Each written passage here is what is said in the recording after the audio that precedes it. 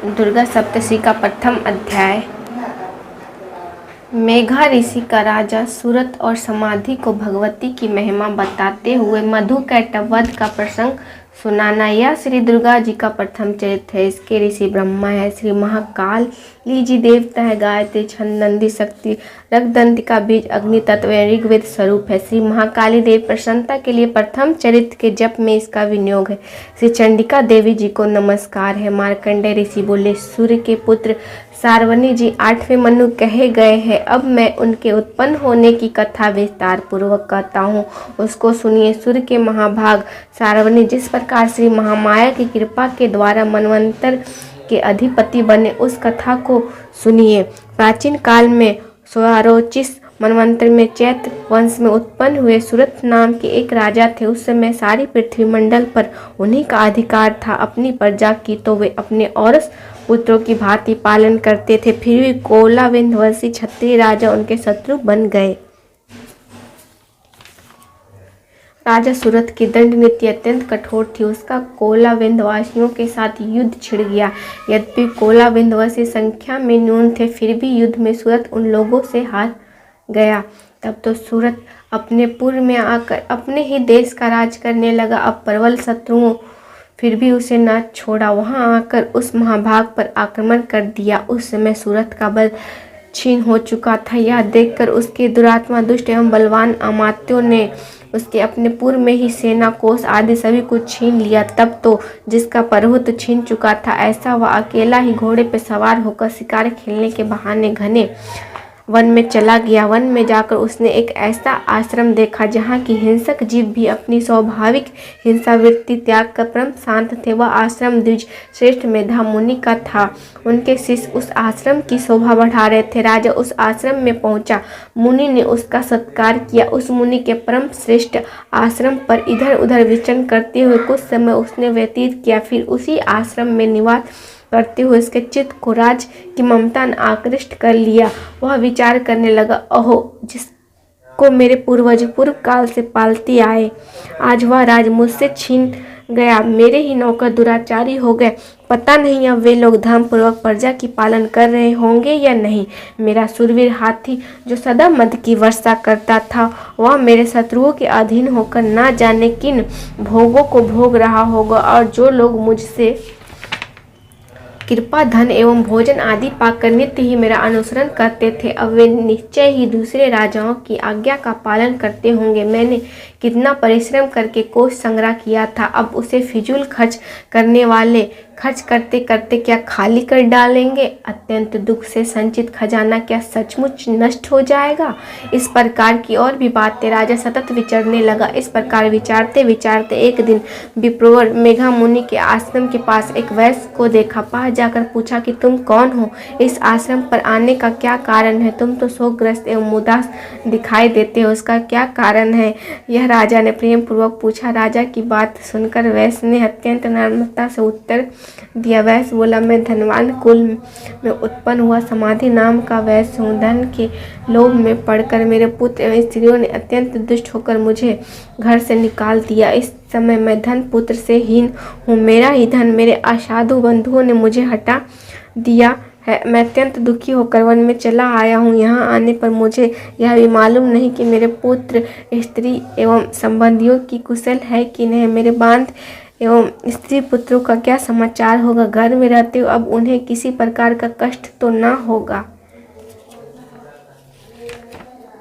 ना जाने मेरे पुत्र किस प्रकार रह रहे होंगे, दुराचारी होंगे अथवा सदाचारी होंगे। राजा बोले, अरे, जिन लोभी पुत्र बंधु बांधवों ने धन छीनकर तुम्हें निकाल दिया, उनके लिए तुम्हारे मन में इतना स्नेह क्यों है, इतनी ममता क्यों है।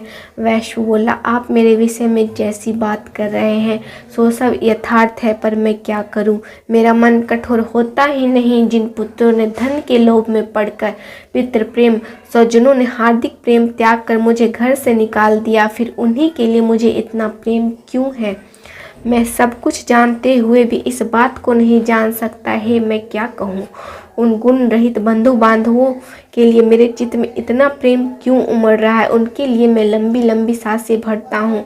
उन संबंधियों में मेरे लिए प्रेम का अभाव है, तो भी मेरा मन उनके लिए कठोर नहीं होता। इसके लिए मैं क्या करूँ? मार्कंडेय जी बोले, हे ब्राह्मण श्रेष्ठ, तब वे दोनों सूरत राजा तथा समाधि नामक वैश्य मेघा मुनि के पास साथ साथ पहुँचे। वह श्रेष्ठ राजा तथा समाधि वैश्य न्यायपूर्वक ऋषि का सत्कार करके उनके चरण में बैठ गए। वैश्य और राजा ने वार्तालाप आरंभ किया। राजा बोला, हे भगवान, मैं आपसे एक बात पूछता हूँ, कृपया करके उसे बताएं। मेरा अपने वश में नहीं, यह बात मेरे मन को अत्यंत दुखित कर रही है। मेरा राज मुझसे छिन गया, उसकी तथा उस राज के सभी अंगों की ममता मुझे लग रही है। मैं जानता हूँ कि अब राज मेरा नहीं है, फिर भी हे मुनिराज, अज्ञों की भांति मैं उसके लिए अत्यंत दुखी हूँ। इसका क्या कारण है? इधर इस वैश्य को भी पुत्र, स्त्री, नौकर, चाकरों ने अपमानित करके घर से निकाल दिया। यद्यपि इस संबंधियों ने त्याग भी दिया, फिर भी इसका मन उनमें स्नेह करता है। इस प्रकार यह और मैं दोनों ही अत्यंत दुखित है। हे महाभाग, जिस विषय में दोष प्रत्यक्ष दिखाई दे रहा है, उसमें भी हमारा मन ममता के कारण क्यों खींचा जा रहा है? इसका क्या कारण है? हम दोनों ज्ञानवान हैं, फिर भी ऐसा मोह क्यों? मुझ में विचार शून्य पुरुष की भांति मूर्खता प्रत्यक्ष दिखाई देती है। ऋषि बोले, हे राजन, विषय मार्ग का ज्ञान सभी प्राणियों को है। हे महाभाग, विषय भी इसी प्रकार भिन्न भिन्न है। कितने एक प्राणी दिन के अंधे हैं, दूसरे कितने एक रात्रि के अंधे हैं, किंतु कितने एक प्राणी दिन तथा रात्रि में समान दृष्टि के हुआ करते हैं। यह सत्य है कि मनुष्य ज्ञानी होते हैं, किंतु केवल वे लोग ही ज्ञानी नहीं होते। पशु पक्षी मृग आदि भी सभी ज्ञानी हुआ करते हैं। जैसा कि पशु पक्षियों में ज्ञान होता है, वही ज्ञान मनुष्यों में भी होता है। जैसा कि मनुष्यों में ज्ञान है, वैसा उनमें है। इसके अलावा दोनों में और भी कई बातों में समानता है। ज्ञान के होने पर भी इन पक्षियों को देखो, ये अपने बच्चों की चोंचों में दाना डाला करते हैं। यद्यपि स्वयं भूख से पीड़ित भी हों, तो भी बच्चों का मोह उनसे यह कृत कराता है। हे पुरुष सिंह, क्या इन पुरुषों को आप नहीं देखते, जो प्रत्युपकार के लोभ के कारण पुत्रों की अभिलाषा करते हैं? यद्यपि उनमें ज्ञान की कमी नहीं, फिर भी संसार रूप सागर में ममता रूपी भौर ने मोह के गर्त में उन्हें डाल दिया है। संसार के आवागमन का चक्र सदा चलता रहे, इस स्थिति को स्थिर रखने वाली यह महामाया का ही प्रभाव है। इसमें विस्मय नहीं करना चाहिए। यह जगत के स्वामी विष्णु भगवान की योग निद्रा रूपी महामाया है, जिसमें सारे जगत को मोहित कर रखा है। यह देवी भगवती ज्ञानियों की चित्त भी बलपूर्वक खींचकर मोह में डाल दिया करती है। उसी महामाया के द्वारा यह चराचर जगत उत्पन्न होता है।